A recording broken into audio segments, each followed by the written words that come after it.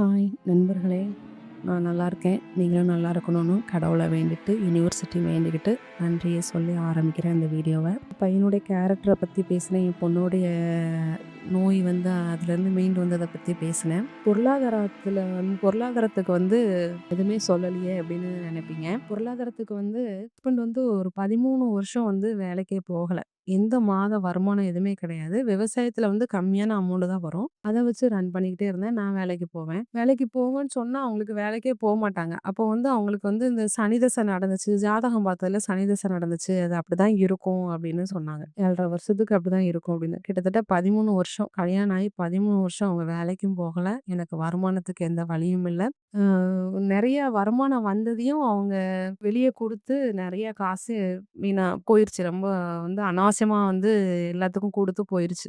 அது திருப்பி அவங்களால வாங்கவும் முடியல. 0 பாயிண்ட்ல நின்னு, அதுக்கப்புறம் வந்து எங்க அம்மா, அப்பா கொஞ்சம் சப்போர்ட் பண்ணி, விவசாயம் பண்ணி, அதுலேருந்து கொஞ்சம் கொஞ்சமா மீண்டு வந்து கொஞ்சம் கடனும் இருந்தது. அந்த கடனையும் அடைச்சு, அதுக்கப்புறம் தான் கொஞ்சம் வெளியூர் போகக்கூடிய ஒரு சூழ்நிலை வந்துச்சு. வெளியூர் போயி கொஞ்சம் கொஞ்சமா வந்து நாங்க இடம் கொஞ்சம் வாங்குனோம். நகை கொஞ்சம் வாங்குனோம். அதுலேருந்து மீண்டு வந்தோம். என்னதான் வந்து நம்பிக்கையான்னு ஒவ்வொரு சமயம் யாரா இருந்தாலும் எவ்வளோ நம்பிக்கையா இருந்தாலும் ஒவ்வொரு சமயம் நம்ம உடைஞ்சிருவோம். நமக்குள்ளேயும் ஒரு சோகம் வந்துரும், தாக்கிரும். அந்த சோகத்த அப்படி தாக்கும்போது என்ன பண்ணுவேன்னா, நானு ரொம்ப அழுக வந்ததுன்னா, கதவ யார்ட்டயும் போய் எதையுமே சொல்லி அழமாட்டேன். மனிதர்கள் சொன்னா நம்மள வந்து மதிக்க மாட்டாங்க அப்படின்னு வீட்டுக்குள்ள கதவ பூட்டிட்டு எனக்கு அழுக வருதா, நான் பாட்டுல அழுது தீத்துருவேன். அதுக்கப்புறம் வந்து கண்ணீர தொடச்சு ரிலீஃபா அதுக்கடுத்து வெளிய வந்துருவேன். நம்ம விட்ட கண்ணீருக்கு கண்டிப்பா ஒரு பலன் இருக்கும். கடவுள் ஏதோ ஒரு வழிய காட்டுவாரு. அதுக்கடுத்து நம்ம கொஞ்சம் மீண்டு வரலாம். அந்த மாதிரி நெறைய விஷயங்கள்லாம் நான் வந்து அப்படி கீழ விழுந்து விழுந்து எந்திரிச்சு மீண்டு வந்திருக்கேன். அதாவது பேலன்ஸாவே போகாது. கீழ, மேல, கீழ, மேல, கீழ, மேல இப்படியே தான் என் வாழ்க்கை போயிட்டுருக்கும். அதனால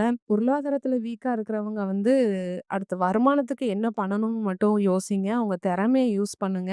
அடுத்தவங்க கிட்ட போய் வாங்கணும், அடுத்தவங்க குடுக்கல அப்படின்னா அது நல்லதுன்னு நெனச்சுக்கோங்க. ஏன்னா அவங்க குடுத்தாங்கன்னா நீங்க கடன்காரங்களா ஆயிருவீங்க. குடுக்காத வரைக்கும் நல்லது. உழைச்சு நீங்க எந்த அளவுக்கு கொஞ்சம் கொஞ்சமா வந்து சேமிப்பும் பண்ணி வீட்டையும் ரன் பண்ண முடியுமோ, அந்த அளவுக்கு கொஞ்சம் பாருங்க. கண்டிப்பா உங்களுக்கு எவ்வளோ வந்து வருமானம் வந்தா சரியா இருக்கும். அந்த மாரி வேலை கிடைச்சா நல்லாருக்கும். அப்படிங்கிறது உங்களுக்கு ஒரு ஆசை இருக்கும் இல்லையா? அந்த ஆசைய வந்து கண்டிப்பா நீங்க நினைச்சுக்கிட்டே இருங்க. அது வந்து உங்களுக்கு ஒரு நாள் நடக்கும். உங்க வாழ்க்கை அதே மாரி ஆகும். நல்ல எண்ணத்த வைங்க. நல்ல செயல்கள், நல்லா பேசுறது, மத்தவங்க கிட்ட பேசுறதுமே மத்தவங்களுக்கு ஏதாவது பிரச்சனைய சொல்றாங்கன்னா, அவங்களுக்கு ஆறுதல் சொல்லி நல்லது நடக்கும். பிரச்சனைய நினைக்காதீங்க. நல்லது நடக்கும், நல்லது நினைங்க, நல்லது நடக்கும் அப்படிங்கிறத மட்டுமே நீங்க சொல்லிட்டே வாங்க. நல்லத மட்டுமே நினைங்க. உங்களுக்கு நல்லது நடக்கும். கண்டிப்பா நடக்கும். உங்க வாழ்க்கையில நீங்க இப்ப இருக்க நிலைமையில இருந்து முன்னுக்கு போவீங்க.